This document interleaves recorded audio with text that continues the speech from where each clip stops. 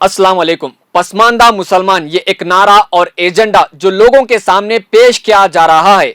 पसमानदा मुसलमान किसे कहते हैं, पसमानदा मुसलमान कौन है और पसमानदा मुसलमान का लफ्ज इस्तेमाल क्यों किया जा रहा है, आज के इस वीडियो में हम इस पर बात करेंगे। असल में पसमानदा मुसलमान लफ्ज का मतलब बैकवर्ड मुसलमान होता है।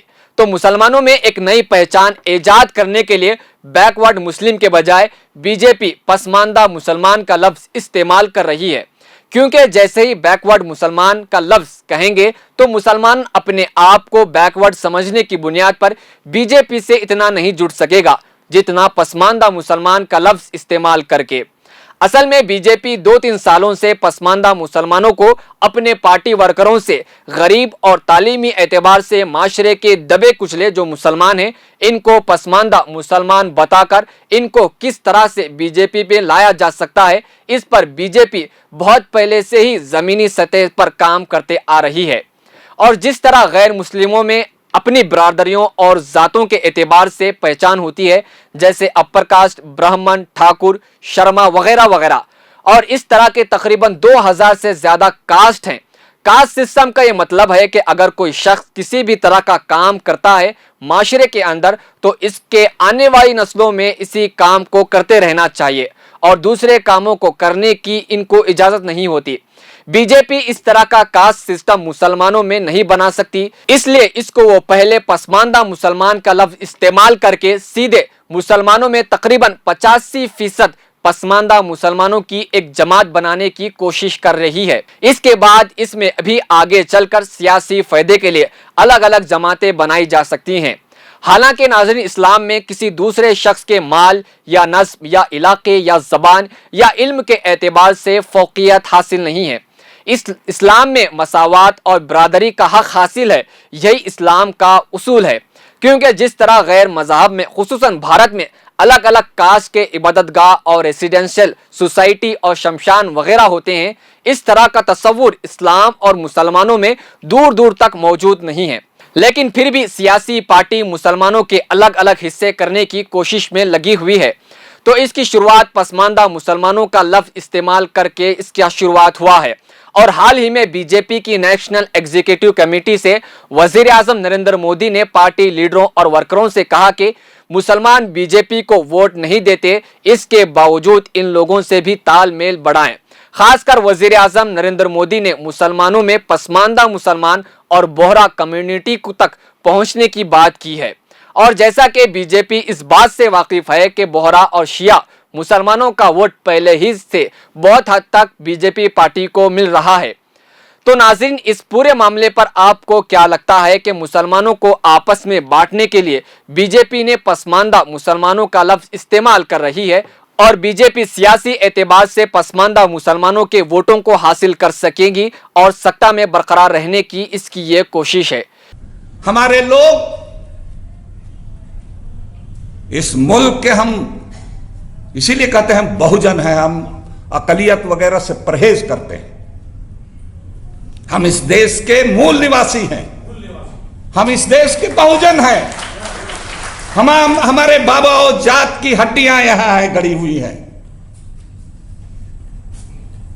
और हम लोग कोई मेहरबानी नहीं मांग रहे मोदी जी से या किसी सरकार से। हम लोग कह रहे हैं कि हम लोग को संविधान ने जो अधिकार दिया है बराबरी का, इसीलिए जब स्नेह यात्रा की बात की मोदी जी ने तो हमने कहा कि यह स्नेह वगैरह की जरूरत नहीं है, ये मेहरबानी की जरूरत नहीं है, हम बराबरी की बात कर रहे हैं। आप कौन होते हैं स्नेह देने वाले? आपने कैसे समझ लिया कि हिंदुस्तान की आवाम से, हिंदुस्तान के शहरी से, नागरिक से कोई सरकार, कोई हुकूमत, कोई प्रधानमंत्री बड़ा हो सकता है? इस मुल्क हम लोग नागरिक इस यहां की सरकार को बनाते हैं, चाहे चीफ मिनिस्टर हो, चाहे प्रधानमंत्री हो या किसी सूबे की सरकार हो। जनता बड़ी है, आवाम बड़ी है, हम जनता है। हमारे साथ बराबरी का सलूक होना चाहिए। आप कीजिए, अच्छी बात है, आपको नेकनामी मिलेगी अगर इस काम को करिएगा। सच्चर कमेटी, रंगनाथ मिश्रा कमीशन बना, उसकी जो रिकमेंडेशन है उसको लागू कीजिए। आपको गुडविल मिलेगा। ये उनसे हमने तवक्को है, हमारी उनसे मुतालबा है। लेकिन अपोजिशन पार्टियों को भी हमने, पढ़िएगा, ले जाना है हमको, हम लोगों को, इन लोगों को पूरे मुल्क के अंदर में। अपोजिशन पार्टियों से भी हमने कहा है कि हम लोगों को टेकन फॉर ग्रांटेड मत लीजिए। हम लोग किसी के खूंटे में नहीं बंधे हैं कि ये हमको वोट देंगे नहीं तो जाएंगे कहां। और हम लोग, ये निराशा पैदा हुई है, हमारे लोग मॉब लिंचिंग में मारे जाते रहे हैं, हमारे लोगों को घर वापसी के नाम पर, गोरक्षा के नाम पर, लेकिन कहीं कोई मातम पुरसी के लिए नहीं जाता है, अपोजिशन का आदमी भी नहीं जाता, इतने डरे हुए लोग हैं। तो हमने दूसरा शॉर्टकट रास्ता नहीं चुना, हमने लंबा रास्ता चुना कि हम समाज के अंदर हमारे जैसे जो लोग हैं, हिंदू पसमानदा हैं, हिंदू दलित भाई हैं, आदिवासी भाई हैं, उनसे हमारा डरते हैं तो हमारे लोगों को नुमाइंदगी दीजिए, हमारे सवालों को हल कीजिए। अलग से कुछ नहीं मांग रहे हैं, हम सिर्फ ये कह रहे हैं कि हमारे साथ मुसलमान होने के नाते, हमारे साथ ईसाई होने के नाते जो भेदभाव हो रहा है उसको खत्म कीजिए।